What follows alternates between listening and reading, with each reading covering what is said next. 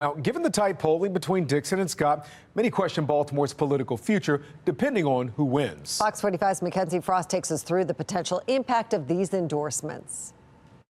As Baltimore City voters are starting to make their choices, some elected leaders in the city are putting their names and political reputations on the line as more attention is drawn to the mayoral primary race. As we count down to primary day, the endorsements for candidates are racking up. Sheila Dixon adding more to her list, Thursday nabbing a somewhat surprising backing from State Senator Jill Carter. Of all of the candidates, Sheila Dixon is the only one that reached out to me and asked me what I'd like to see going forward in the city of Baltimore and out of the next mayor.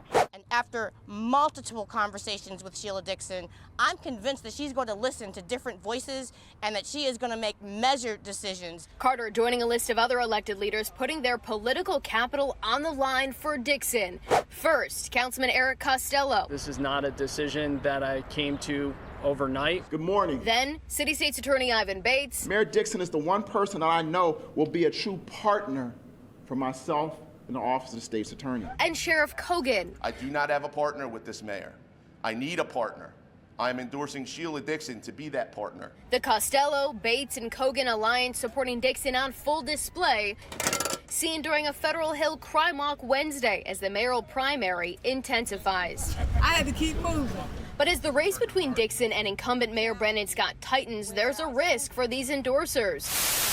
If Sheila Dixon doesn't win, some of them will have more difficulties than others. Political analyst John Deedy says for some public leaders like Bates, it's less of a political risk for him to back Dixon, even if she doesn't win. The mayor needs Ivan Bates. If Mayor Scott wins re-election, some relationships will need repair, Deedy says, especially to keep governing on track. But Deedy adds Mayor Scott will have his own political future to think about as well. And whatever comes next for him, he'll likely need some of these endorsements from those who have backed Scott's current opponent. You don't want to burn someone necessarily in a situation to where you may need them later on. If Nfume leaves, that may be a position that people may say would gravitate towards Brandon Scott. Love you, Theroux. Excuse me, guys. But we love the city more, and we're going to support Mrs. Dixon. Theroux Vignaraja, once Dixon's rival, now joining her list of supporters too. I don't know that I expect a mayor to solve everything. I do expect a mayor to solve some things. And when after 3.5 years, the best you can do is pat yourself on the back for things that are happening nationwide and things that include the second worst homicide rate in America and the worst mass shooting in Baltimore history, I think you've lowered expectations a little too low.